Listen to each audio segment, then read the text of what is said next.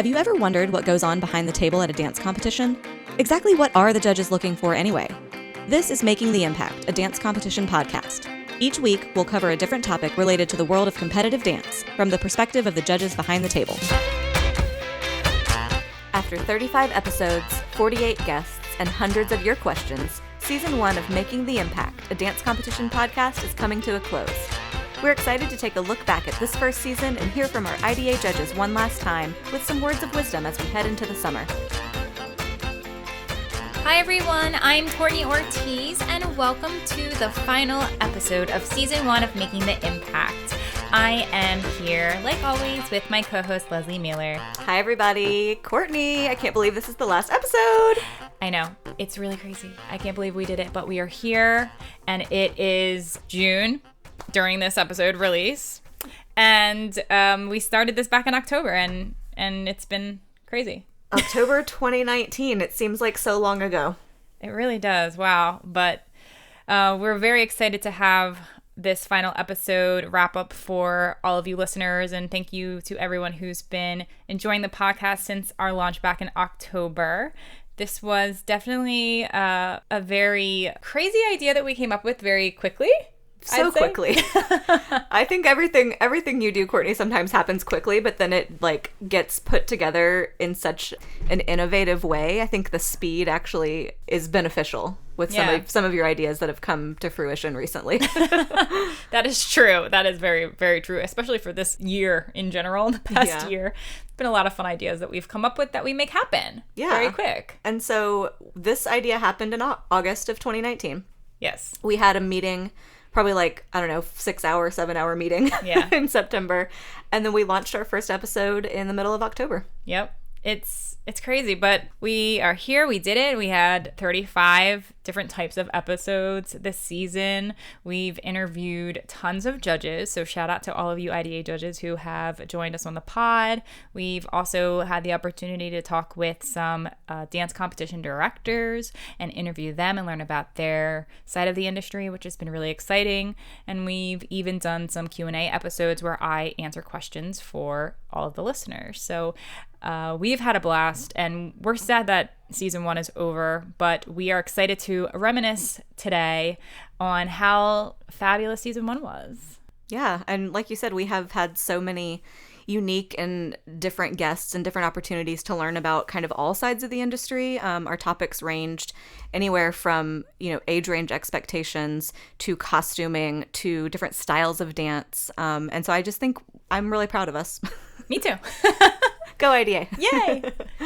And we couldn't have made this possible without so many people behind the scenes that have supported the podcast from the very initial idea to help produce the podcast, to help fund the podcast. So we have a handful of people that we'd love to give a little shout out to and thank for this entire first season. So we'd love to give a shout out to our podcast editor, Usama, and our podcast manager, Marissa, who is also an IDA judge and one of our admins. We could definitely not have done it without either of you. You guys have worked so hard and have listened to every single episode. So thank you, thank you. Shout out to my boyfriend, Jake, who is our audio tech and has helped us with all of our equipment and our sound levels and some of the back-end production. So definitely couldn't have done it without you, Jake, either. Squadcast. We love Squadcast for all of our remote interviews, and Airtable for all of our organizational skills. And of course, again, we need to say thank you to the IDA roster because we have had such a blast getting to know you even more for all of our interviews, and we're excited to have even more of the roster on episodes next season in season 2. But thank you for promoting, thank you for being our guests, and thank you for sharing your knowledge to the dance world on all of our hot topics. Our season sponsor, Level Up Dance Supplies. Thank you so much. We love you, and it's been a blast working with you and all of our affiliated IDA competitions. We have worked with you guys for the past 6 years with IDA, and we've ventured into the podcast land. Some of you have even jumped on board for interviews with us on the podcast where we got to get to know you even more, and you could share your competition companies with the world, and even donated some gifts for some Instagram contests. So we really, really miss you guys. We can't wait for the season to get back up and running, and we just want to say that we support you, we love you, and thank you for everything that you do in the industry. Some other really exciting stuff about season 1 is that we hit 20,000 downloads since we launched in October, which is unbelievable. I'm still shocked at that number. It's so exciting to see, and we couldn't have done that without all of you fans. So thank you to everyone who's been subscribing and listening on all of the podcast platforms. We're out everywhere. We're on Apple Podcasts, Spotify, Stitcher, Google Podcasts. There's tons of other ones too that we're on. We're everywhere. They're everywhere. We're everywhere. And the 20,000, over 20,000 now, that's a lot of people. Yes. That's like an individual download for 20,000 people. 20,000, I can't even fathom what 20,000 people looks like. So just thanks, everybody from around the world. I mean, we've not only been successful in the States and in Canada, but, we've reached around the world with success on the Apple Podcast Performing Arts charts. We have been 28th at one point in the United States. We have been 21st in Canada's Performing Arts chart and 7th on Australia's charts. So thanks, everybody from around the world. Thanks to all of our international listeners. We love you. And so exciting to see those rankings come in for the podcast charts. So feels like we're doing something right. People are listening. People are listening, and people are leaving reviews and ratings. And it's just been, like I think I've said before, like, I love watching them come in. I check my little podcast app every day. I'm like, is there a new review? Ooh, and I get so excited because it's just, it's very humbling and gratifying to know that you're doing something right. And that's what we're here to do. Like we've said, from the very beginning, we want to be here to educate and inform and inspire. And, I think this first season, it has proven that we've done that. Yeah, I absolutely agree. And we've really loved the support from everyone. We've gotten some really awesome questions that have come in for our Q&A episodes from all over the world, and it's just exciting to see those as well, so we can interact a little bit more with you guys. And another exciting thing that we did this season was we launched a live Q&A episode, which was our most recent episode,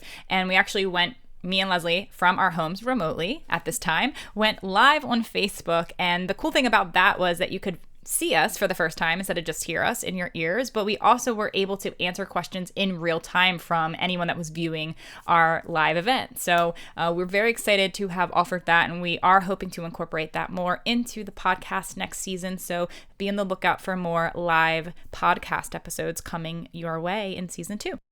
And since we have a bit more time on our hands right now, we have been hard at work brainstorming for an exciting season 2, as well as some fun episodes for the summer.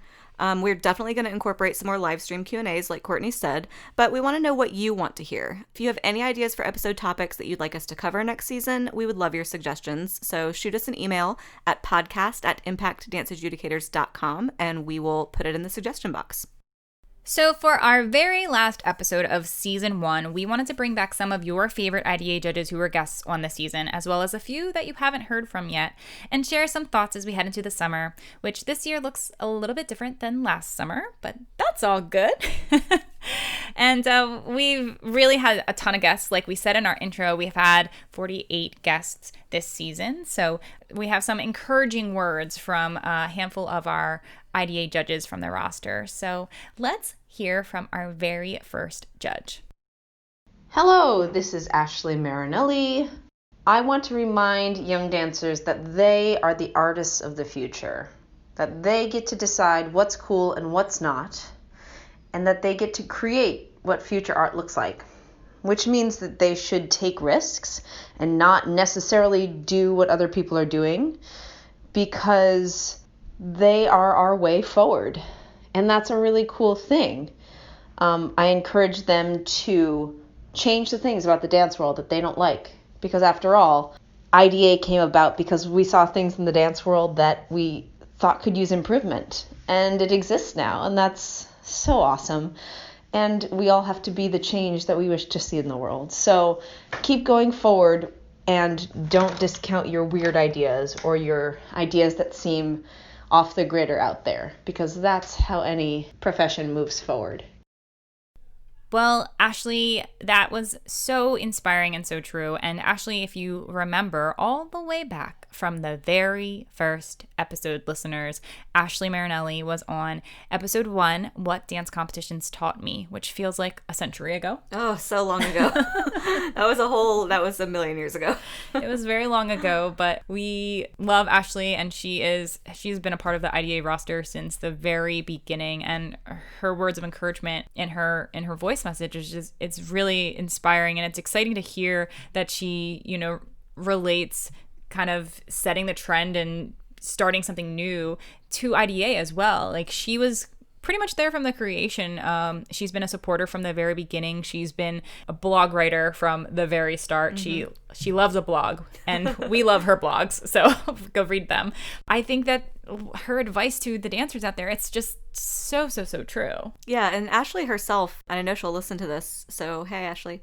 Ashley is an innovator, and Ashley is somebody who looks at a situation and looks at a problem and tries to solve it in an interesting way. She is an excellent performer in her own right, but she is also a choreographer. She's a writer, a teacher. She's just got her feet are in a lot of different ponds, if you will. And I think that's why we love her on the roster and as a supporter, is because she kind of can take a situation and see the other side of it in a really interesting way. So that advice just makes total sense coming from her.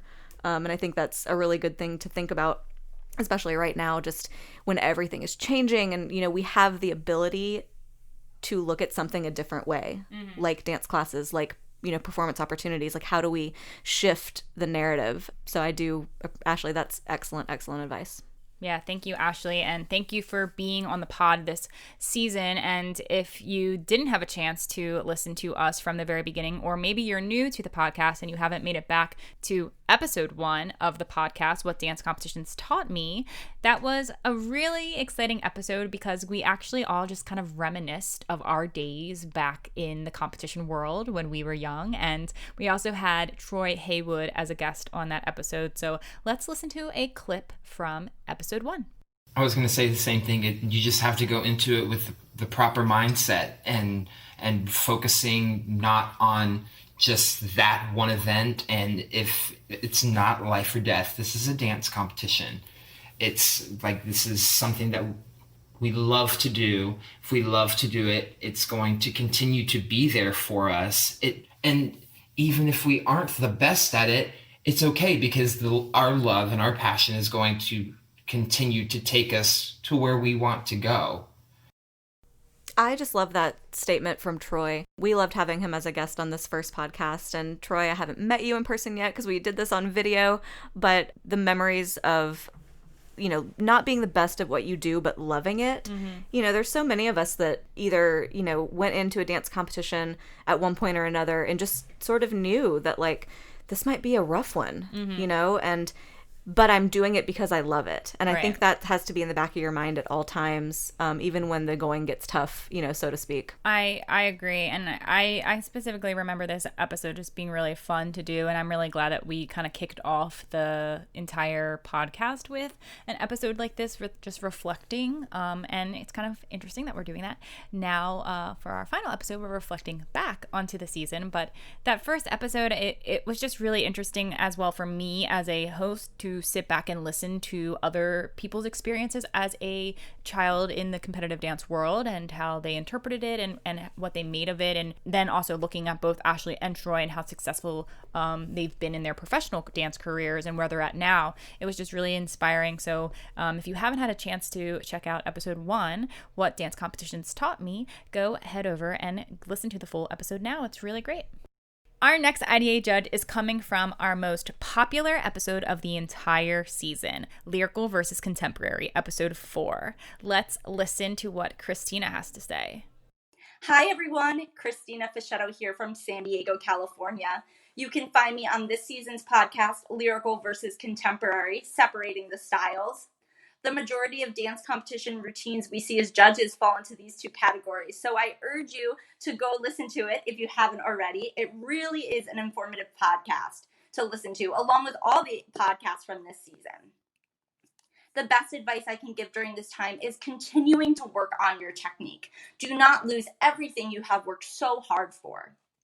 But on the flip side of that, also recognize sometimes as dancers, we do get burnt out. Sometimes, unfortunately, we have injuries and we have to take time off. So don't feel like you have to take 10 classes a day. Do what you were doing before. There are so many wonderful free classes online, and I encourage you to take those. But I also encourage you to keep up with your dance teacher at your studio and keep working with them, because they're the ones that are going to be there for you when the studios reopen.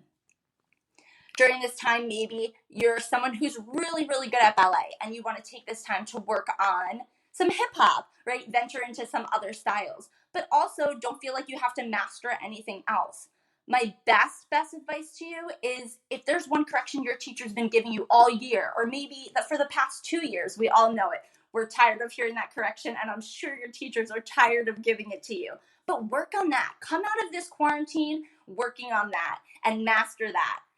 Stay safe, stay healthy, keep dancing.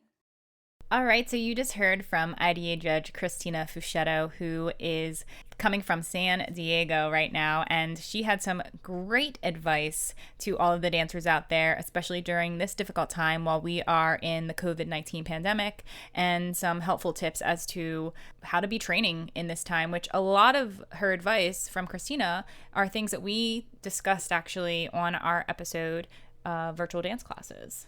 Yeah, I think Christina is still teaching right now. She's doing Zoom classes, I know. So, she's got a firsthand knowledge of what it's like to be on that side of the table. And I think her piece of advice about, finding the balance in this time is really important, because I think there's kind of two sides of the coin. You've got your people who feel like they have to do everything because we have all this time, and you'd be wasting this time to not do everything. Mm-hmm. And then you have your people who are like, oh my gosh, that is so overwhelming. I can't do that. And, there's a balance. There's a happy medium that you can find. And I think the advice that she had of do what you would normally do, except do it at home, is, like maybe add your second, ballet class a day or whatever you want to do. Just do something extra. But don't feel like you have to, conquer the world with dance classes right now. That's not the time. Yeah, I agree. And I couldn't agree more with her advice as to making sure that you stick with your home studio and your home teacher. Amen. While you are in this situation of dancing at home, if you still are. I know that at this time, it's June, and in certain parts of the world, in our country, many studios are slowly starting to reopen and socially distancing, but at the same time, I'm sure that you guys are so excited to get back into the space and get back to the studio. It's not like that here in New York for us, unfortunately. We're still not at that point in time, but for all the dancers that are going back to the studios, I'm so happy for you, and I really hope that throughout this entire pandemic, and while you have been taking classes online virtually, that you've really stuck with your studio, because that is the main thing. I think that we can sometimes feel a little bit overwhelmed with how many opportunities are happening right now on the internet, and a lot of free classes, a lot of low-cost classes, a lot of classes from celebrity dance teachers that you might not have an opportunity to always work with. But the real truth of it is that your studio is who's going to be there for you at the end of the day. And that might be a one and done class that you take, and that's great, but you have to make sure that you're still regularly training with your dance studio. So I really, really loved that advice from Christina, and I think that everything that she had to say was so spot on, especially at this time right now. Yeah, and as she mentioned in the beginning of her little voice note, we see lyrical and contemporary so much. So if you are training right now in different ways, like she said, branch out. Maybe try the hip hop class, maybe try the tap class, maybe try, Bollywood. Just branch out a little bit, because, as judges, and as we'll discuss in a minute, lyrical and contemporary it's the hot thing right now. It may not be the hot thing forever though, so diversify. Totally. And we talked about that so much on the lyrical versus contemporary episode, which I think it was the most successful episode of the season, because there is still, and there may always be, regardless if we tried to really separate those styles in our podcast, I think that everyone's still always going to be questioning what is the difference. Especially I feel like a lot of dance parents specifically are always like, I don't get it. It looks the same. Whereas dance teachers I'm saying the word should know the difference. I mean, we talked about this on the pod, but sometimes I'm not sure if the dance teachers really know the difference either, because when they classify a dance in a specific genre at competition, and they are the ones registering the dancers and select lyrical for that dance, and I'm watching a contemporary dance, that makes me question if the teachers are clear as to how the styles are really different. Exactly. And, you know, with over 1,500 downloads, people are interested. Right. You know, and people continue to be interested. And like you said, I don't know that there will ever be a clear-cut definition. And I understand that, like you said, dance parents are kind of the ones that are more confused. And I think it's because there is no clear-cut definition. You know, we live in a world where black and white feels very safe, and you just want to know, like, what is and what isn't. And unfortunately, with, like, so many things, lyrical and contemporary, we haven't figured out that strict line yet. Right. And maybe that's a good thing. Maybe it's good that everything is just kind of fusion. I don't know. I love a fusion. I'm never mad at a fusion. And I think that a lot of people have also said, like, why don't we just eliminate, like, the genres at competition? Like, who cares? Why does it have to be, like, decided on? And why can't we just enter a mishmash of whatever we want? And I think that the industry is slowly going that way, in that direction. So, you know, that's definitely a possibility down the road. But as for right now, I think that all judges, at least, I could be speaking for myself only, but I'm thinking that I'm speaking for a lot of judges, that we have a definition in our head and an expectation in our head when we're sitting down and watching dances at a competition as to what we expect lyrical is and what we expect contemporary to be. We could talk about this all day long. And we probably will do an episode in season 2, like a continuation of this conversation with different people, because there's just too much to talk about. But let's just leave you with a little snippet from that episode from IDA judge Maddie Kurtz. Song choice. I think people are like, I put on Celine Dion, therefore I am doing lyrical. And while I would argue that you probably are if you're dancing to that music, it's so important to take a step back and look at what you're actually, like, what is the movement vocabulary? Right. Fully, not like throwing the piqué arabesque in, but are you focusing on technique that's born out of ballet, or are you focusing on technique that's born out of floor work and releasing and contracting and being driven by your pelvis through the space, or whatever it may be? I think so often it just turns into like, well, this song had lyrics. Isn't that lyrical? And that's just can be one component if it's a component of it. Well, Maddie, you will always hit the nail on the head with everything that you have to say. And especially, we definitely wanted to include this clip from the episode, mainly because not only that you say fabulous things, but you mention the love that you have for Celine Dion. If anyone knows Maddie, everyone should know that she loves Celine Dion so much. So much. So we're happy to include Celine Dion into the podcast again for you, Maddie. And Celine Dion's a perfect example of stereotypical competition lyrical dance song is and Celine should Dion. be. Yes. You know, I will never hate a Celine Dion selection. You can always count on a Celine Dion song to just take you through a good lyrical dance. And everybody knows, like, there are so many other judges that I've met that have said the same exact thing, that like, oh yeah, give me a Celine Dion song any day. But again, I think what Maddie said is so real. You can't just rely on the music as being the lyrical or the contemporary, because you do kind of get into that stereotypical, well, I'm using Celine Dion, so it's going to be a lyrical dance. But if the movement isn't lyrical based, then it's not a lyrical dance. And I don't know. There's a checklist for me when it comes to what makes lyrical and what makes contemporary. And can you do a contemporary dance to a Celine Dion song? Absolutely. Can you do a lyrical dance to a non-Celine Dion song that, you know, feels more contemporary, and the song, you know, you would initially say, oh, that would be a contemporary dance. You know, sometimes we classify songs as a genre, and you don't have to necessarily do that. It really, I think we have to take a step back and make sure that the movement, like Maddie said, is very much structured around the genre that you're submitting. And absolutely, that's what I look for. I think that maybe we kind of get into that, like, song choice dilemma a little bit too much. Yeah, which is fair. You know, Celine Dion, if you're listening, we all love you, and you have inspired so many dancers over the years, so thank you for your service. So enough about lyrical versus contemporary. Let's hear from our next IDA judge. Hey everyone, it's Miranda Spada from Buffalo, New York. I was on episode 7 of Making the Impact podcast. So during this time, just remember to focus on what you can control, which for all of us is our mindset and our outlook. Whenever this is all over, we want to come out stronger, and every little day we take those small steps and those small victories to keep us focused and aligned on our goals. Keep strong, keep dancing, keep the faith, and as my dance studio, Tonawanda Dance Art says, let's keep having high hopes. You just heard from Miranda Spada from our episode 7, Age Range Expectations episode. And I was actually flying solo without my co-host on that episode. So sad. But we had some really great guests on board.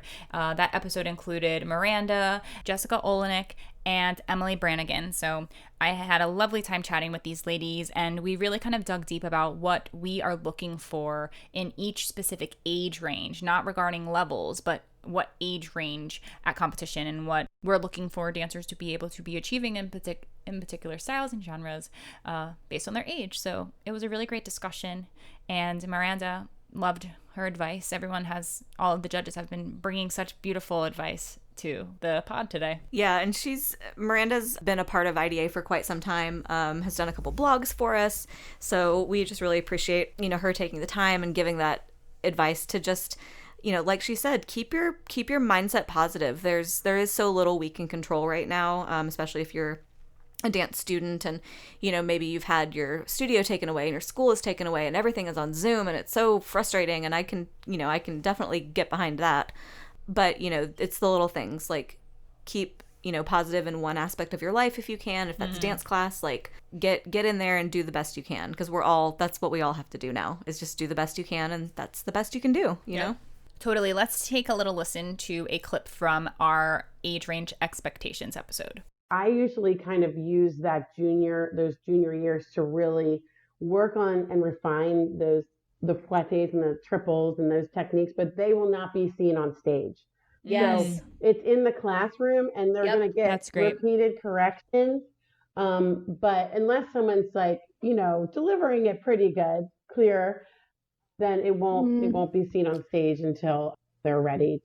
So you just heard from IDA Judge Jessica, and that little bit of advice that came from that episode is so important, and I think applies to not only just when it comes to age range expectations, but also dance at competition in general, is to make sure that we are presenting our best self on stage. And regardless of what level you are as a dancer, we want to make sure that we're presenting ourselves as best as we possibly can. So like Jessica mentioned, for her junior dancers, if they're not nailing that double pirouette, it's not going on stage at competition. And I think that a lot of teachers feel that they need to make the trick difficulty harder, especially depending on what level you are, or if you're a teen dancer compared to a junior dancer, that you should have a triple over a double or things like that. And it really doesn't matter.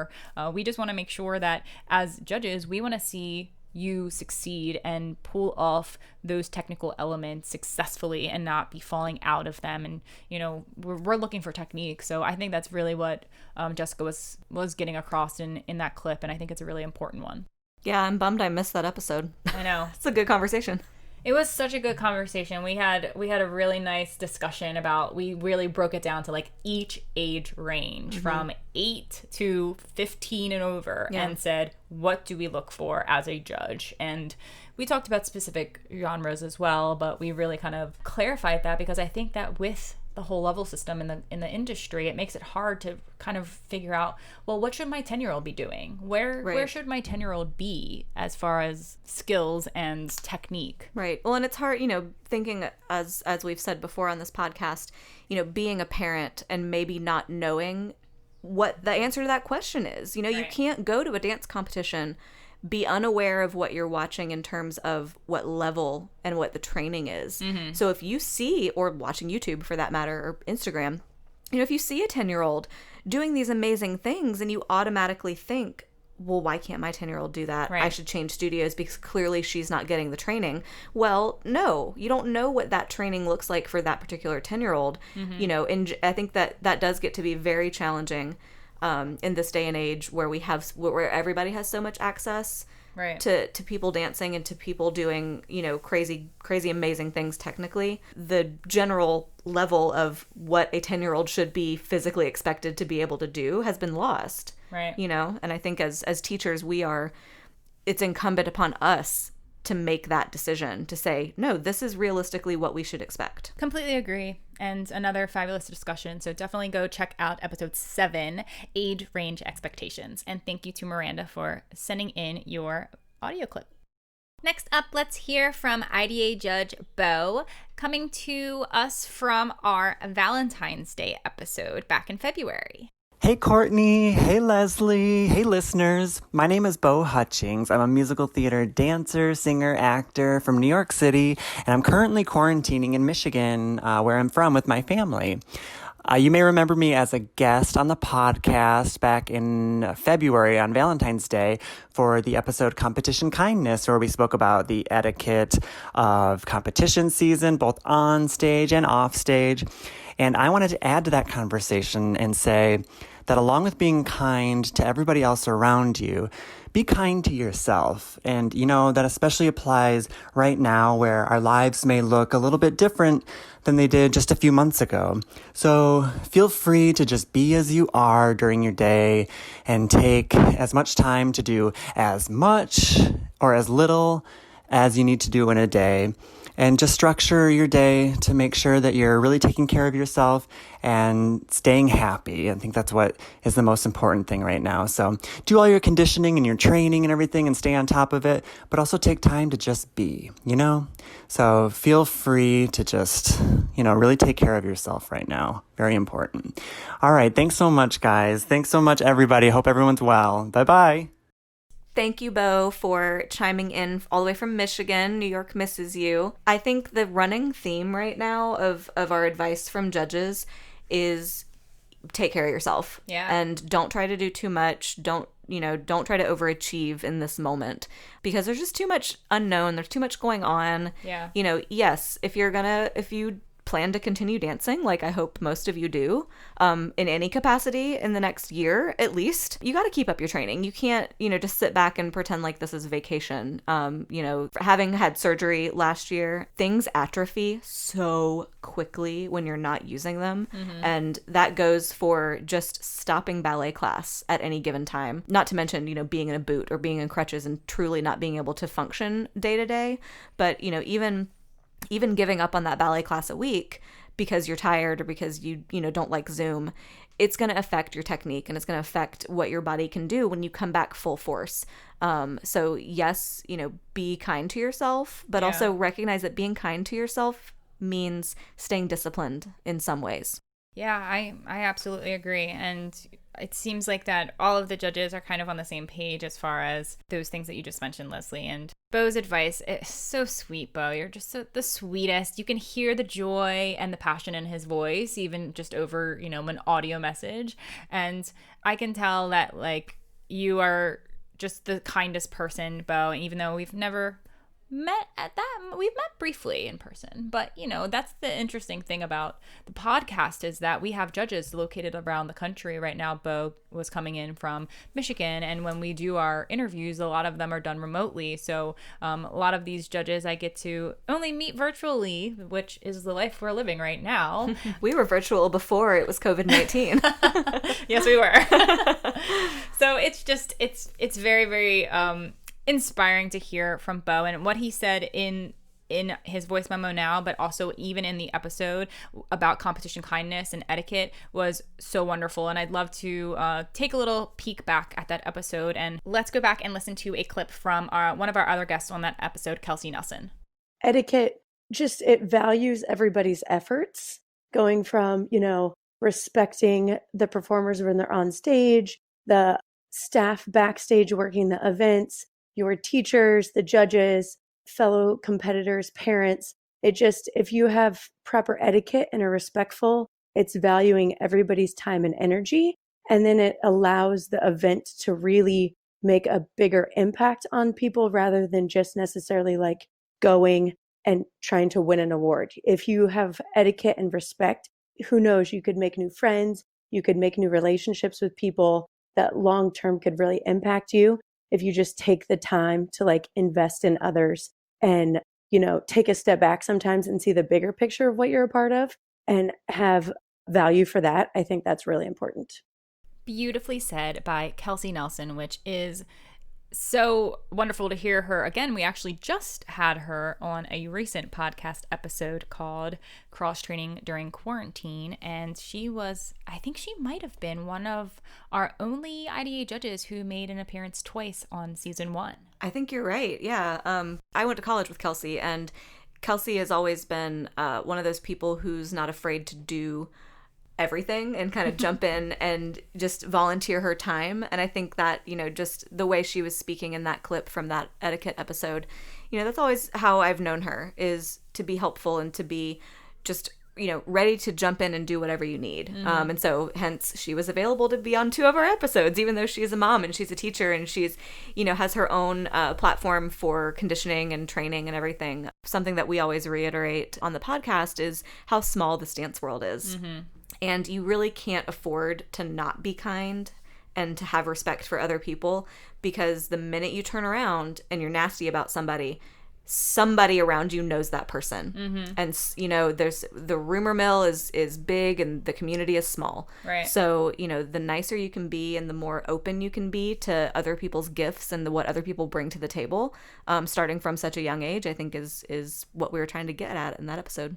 Yeah, I think that episode was such a great discussion, and we intentionally released it around Valentine's Day because, Valentine's Day is about love and support and being kind. And in that episode, we definitely focused a little bit more on being kind while at competition or in the competitive dance world. But I think this applies to kindness in the dance studio aspect as well, to your school teachers at school, to, your parents at home. I think that we just have to really make sure that we are always approaching with that kind energy and making sure that we don't burn any bridges in this industry, pretty much like what Lesley said, because it's a very, very small industry and all eyes are on you. I remember Bo saying that in another clip on the episode, that you have to make sure that you're always staying present even when you're on stage, and because all eyes are on you when you're on a stage, no matter if you're at awards or if you're in the middle of your solo, or how you're behaving backstage too is important. So there's a lot of really helpful tips on just etiquette in general for dancers that I think that episode was a fantastic one. So go check it out. Episode number 15, Competition Kindness. Let's hear from our next IDA judge. Hi dancers, this is IDA Judge Alex from episode 24 about musical theater. I just wanted to congratulate all my senior dancers for making it to the end of this stage of your career. So know that you are going to be training your whole lives, especially if you become dancers. And even though perhaps this year didn't end the way you hoped it would, and let's be honest, it didn't end the way any of us hoped it would, please know that this is just one step in your long journey as artists. And even as people, if you choose not to study dance, the things that you have learned as a dancer are going to stay with you for the rest of your life. Your discipline, your understanding of balance and symmetry.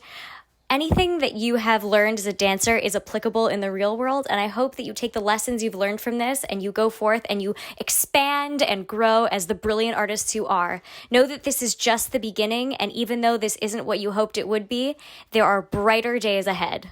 Great work and congratulations. So that was IDA Judge Alex, and she had beautiful advice to the senior dancers out there. All of our seniors, we love you. Seniors, we did our episode featuring 3 amazing seniors, and then we featured 3 more amazing seniors on our blog recently. So if you haven't checked that episode and that blog out, just to hear some inspiring stories from our senior dancers, do that.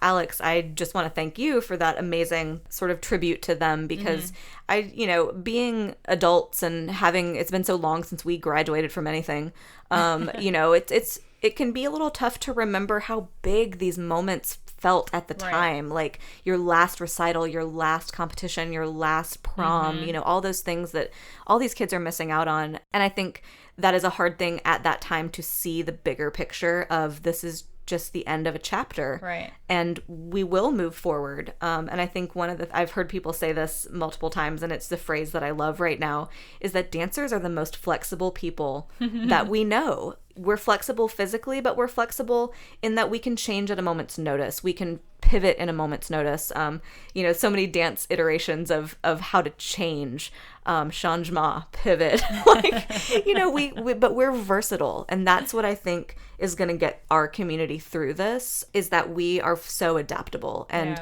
that is something, as graduating senior, embrace that, realize that that's a strength and that's a superpower. So I love that she brought all those things up.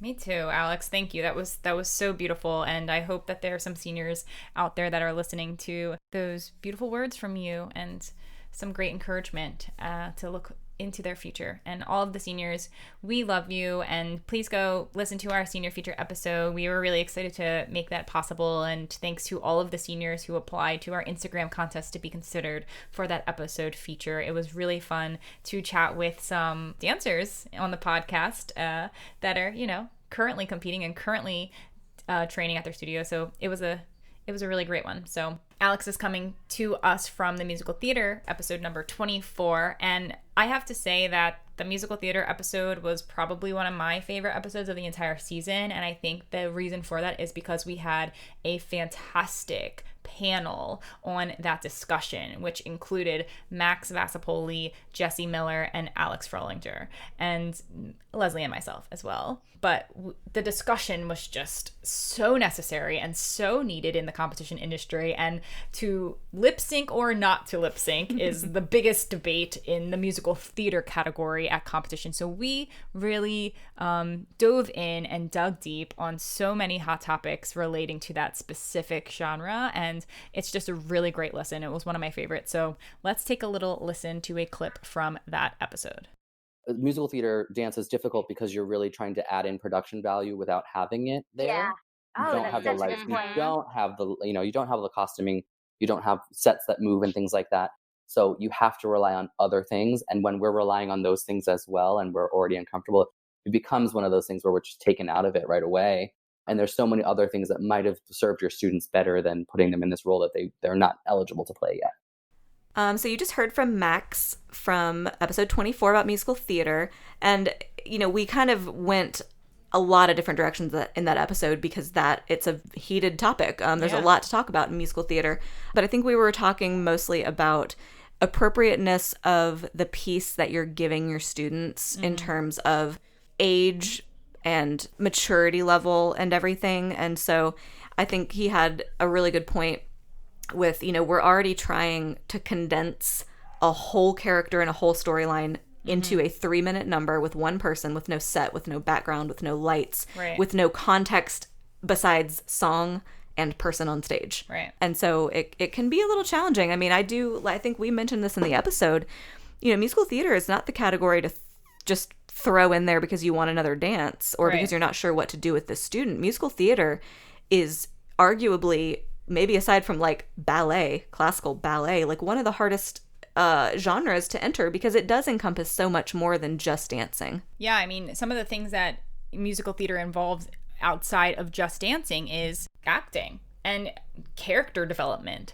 and making sure that you really understand who that character is and are able to tell that story through the eyes of that character. It's a lot harder than you think. It's not just about technique and tricks when it comes to musical theater. There are many dances at competition that we feel shouldn't have tricks in them to be in the musical theater category. You should be able to just become that character. And if there is some tricks and some flash, that's fine. But I think that majority of the judges are really looking for you to dive deep into that storytelling in a different way, and that's really what separates the musical theater category from the jazz category, and not just doing trick and all of that. We're looking for the style, we're looking for the technique, and then we're adding that next layer of where is that storytelling? Who are you as a character? When it comes to appropriateness, which is a topic that actually we will be doing in season 2, that was kind of the discussion, like you said, Lesley, that we were talking about with Max's clip, was just kind of making sure that what we are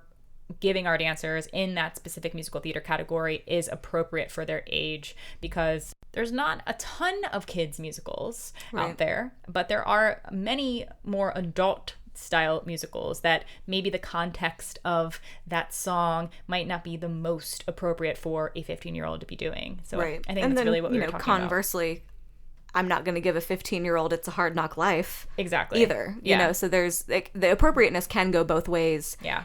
You know, we don't often see it in that opposite way of playing too young. Right. But that is still a good point to bring up.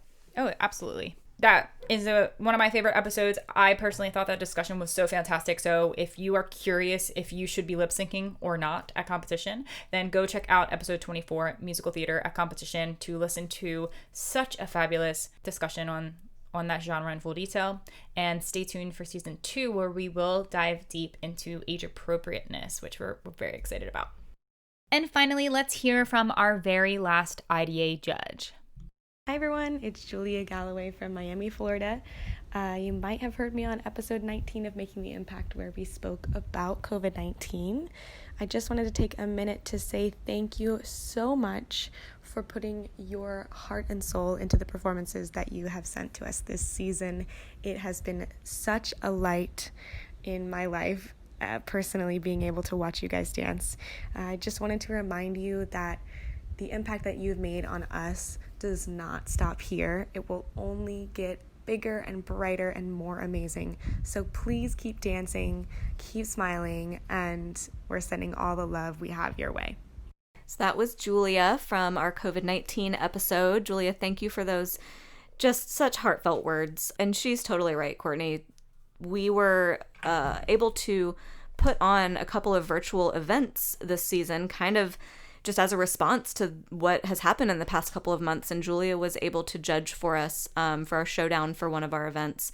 And we are just also thankful to everybody who's participated in our virtual competitions and the solo events and the group events, because, you know, as judges, we're missing out too. Mm-hmm. You know, we were supposed to be out every weekend and seeing you guys and judging and doing what we love as well. And when that all got shut down, you know, everybody in the industry was a little wrecked.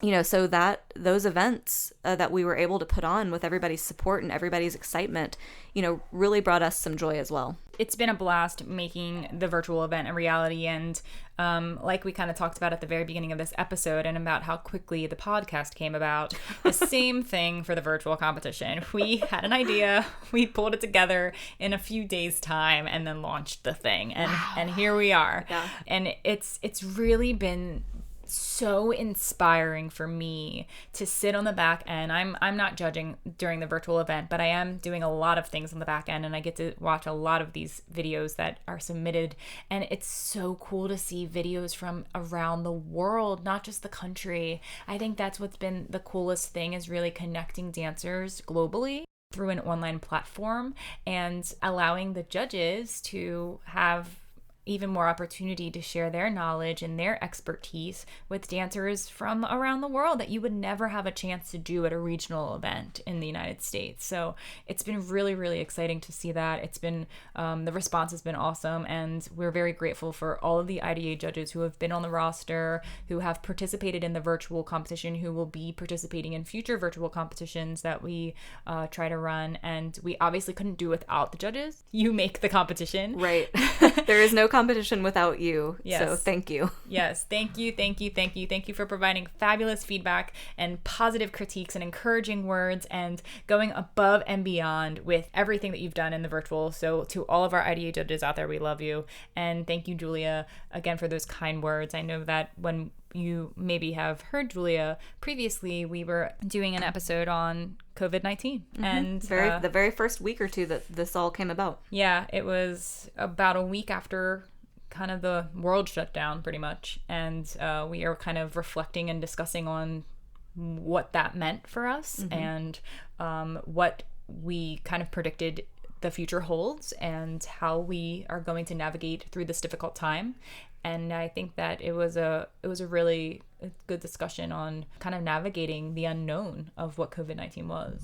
Yeah, and at that time, you know, everywhere in the country was reacting so differently. And mm-hmm. Julia's in Florida, we were in New York. Our other guest, Dion, was in Michigan. Mm-hmm. And so, you know, we just kind of, it was so nice to connect with people and just sort of get a feel for what they were going through and what their, you know, particular situation was. And so we can hear from Dion from a little bit of that episode.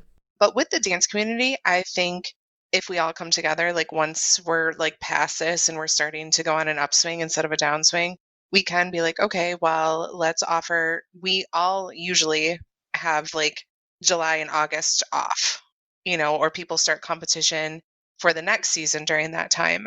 Maybe we do borrow from that and we extend some of the regionals. Maybe nationals are a little bit longer. I know some people can't go to nationals because of finances, but maybe they hold like a national for Michigan, a national for New York. And I mean, there are creative ideas that I think we can come together, but hopefully it just doesn't take too long that people will spend the money for that. That's my concern, is that people have the money to spend for those luxury items, that they're not going to freak out and then everything's going to crash. Wow, that's really interesting to hear this clip, because this clip came from, like we said, right about a week after the world kind of went upside down.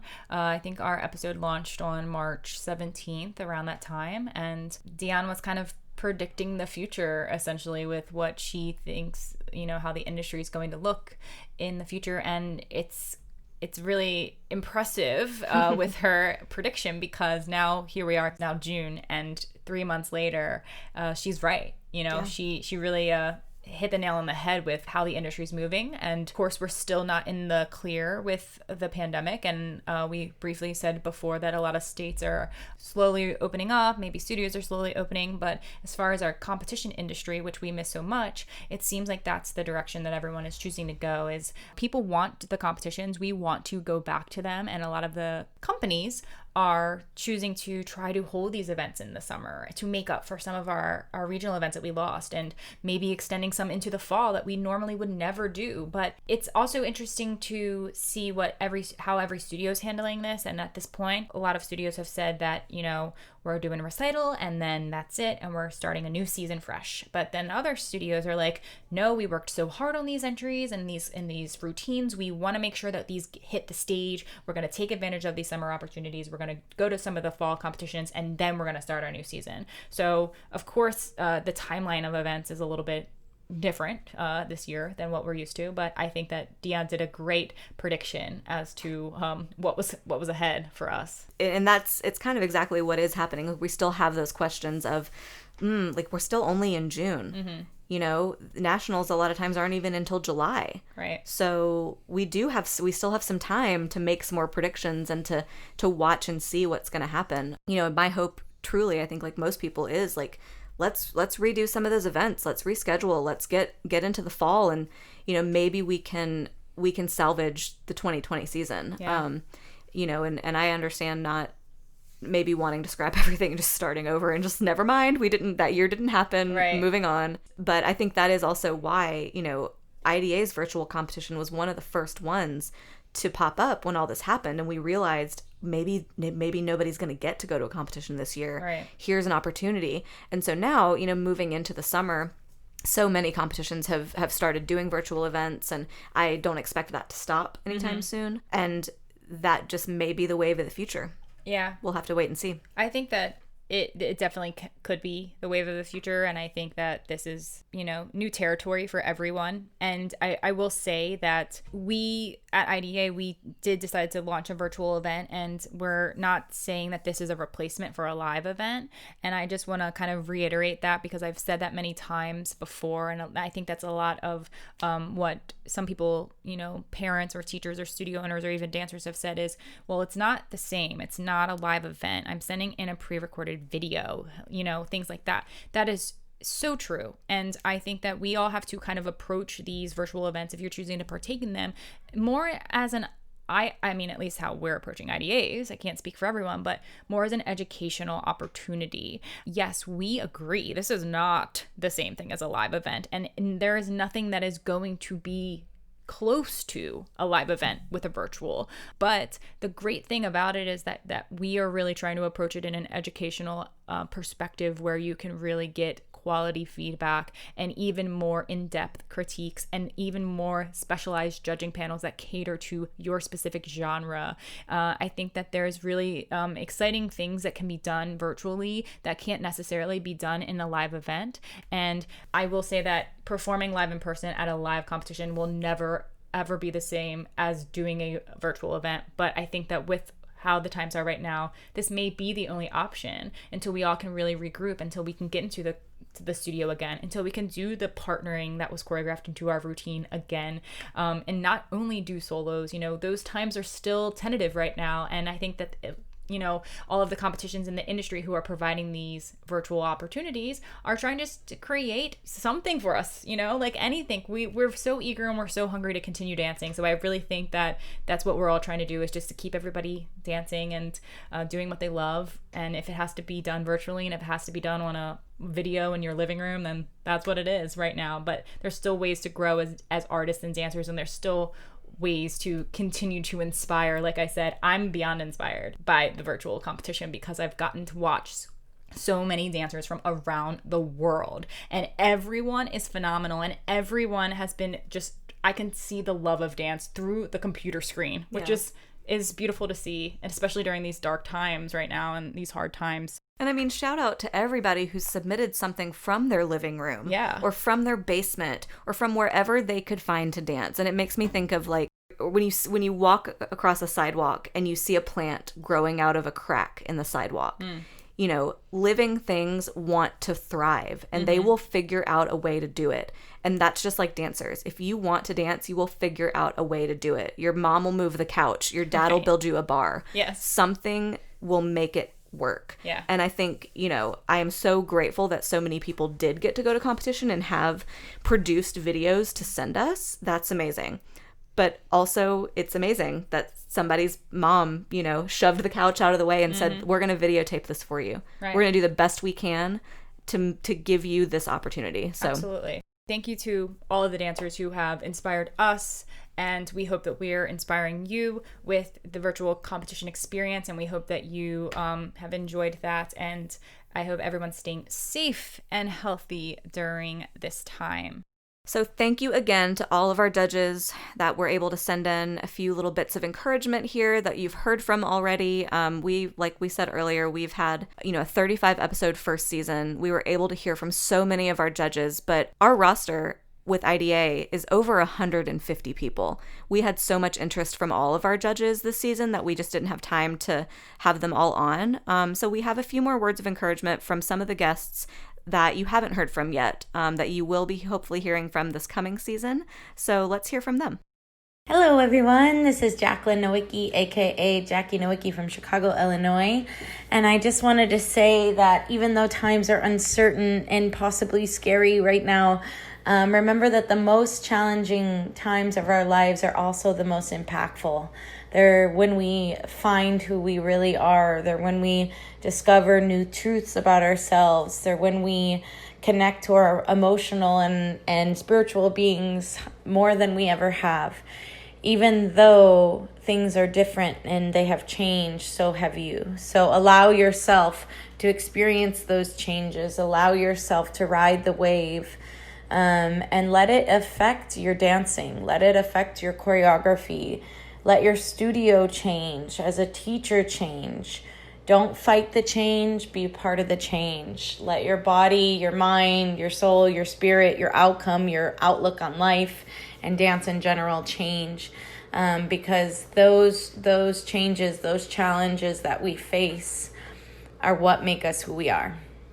Keep trucking, you guys. Love you. Hi, everybody. This is Lisa Carlin coming to you from Astoria, Queens, New York City. And I just wanted to give my love and light to everybody in our community, all of my talented dancers, teachers, parents, and my fellow judges. It's really hard to not be with everyone this competition season. I keep thinking of everybody, especially when some music comes on the radio or when I'm working out. If there's any music that I'm used to hearing in competition, it just makes my heart ache and miss everybody sharing their talents together. And I'm hoping we can come back to dance together soon. I'm hoping we can do it safely. I'm hoping each one of you gets to go back to school in the fall. I know how much you miss your friends and your communities. And just know that here in New York City, I'm thinking of each one of you and missing your talents and hoping you can all keep your heads and hearts up while we make our way through this fight. We're going to get there, but we have to be patient, we have to be strong, and we have to stay together even though we're apart. Sending my love from New York City. Hi dancers, this is IDA Judge Mickey Weiner. I know times are tough right now, but dancers are among the most resilient group of individuals I know. You don't need a ton of space to stay in shape. I've been doing my pliés and tendus and relevés every day at my kitchen counter. So carve out a little area for yourself and do what you need to do. And if you just need to dance it out, put on some music, find some space in your backyard, on your rooftop, in your living room, and just have yourself a dance party. I know for me, just dancing it out helps keep my spirit alive. And I know it's tough not to get to be in dance class with your friends, not to get to go perform on stage at competition or end of the year recitals, but stay strong. We've got this. So do what you need to do at home to stay in shape and to keep that joy alive inside your soul. And we'll see you guys back soon. We totally will. Hey dancers, this is IDA Judge Rachel Perlman from New York City. I just want to encourage you to remember that dance is the gift we have, even when things may seem strange and different. You can always turn to dance to help express yourself emotionally and artistically with whatever feelings are going on inside you. Even if it's only in your living room or your backyard, dance is something that can't be taken away from you. It's always within you. Stay healthy, stay safe, and keep dancing. Hey, this is Steven Cardona. I am coming to you from episode number 22, Levels at Competition. And I just wanted to say, dancers and teachers, I have seen all of your Instagrams, your TikToks, your Zooms, and just finding ways to dance. And I've noticed that your passion is not thwarted, but it's fueled by your need to express yourself in beautiful and uplifting ways. Thank you so much for making the impact, and thank you for showing the world what we can do. All right, y'all. Well, that's a wrap on season 1 of Making the Impact, a dance competition podcast. If you missed an episode, you can always go back and subscribe on Apple Podcasts, Google Podcasts, and Spotify to stay up to date. And we'll be back later this summer with a few special episodes before we start season 2 in the fall. So don't miss out. Make sure you subscribe now. As we gear up for season 2 of Making the Impact, we want to hear from you. Is there a subject you want to hear us discuss on the podcast? Any questions we haven't answered yet? Submit your questions to us on your website at www.impactdanceadjudicators.com/podcast via audio or text, and send your episode requests to our email. That way we can put together a season 2 just for you. Hey to all my dancers out there, be sure to stay connected with us on social media as we will be launching an exciting Instagram contest to look for the new face of our podcast graphic for season 2. Be sure to follow us on Instagram, Facebook, and Twitter to stay connected and learn how you can submit your photo to be considered. Thanks so much for tuning in to our entire season 1 of Making the Impact. We hope that you stay safe and healthy throughout the summer, and we'll see you at season 2. Keep dancing.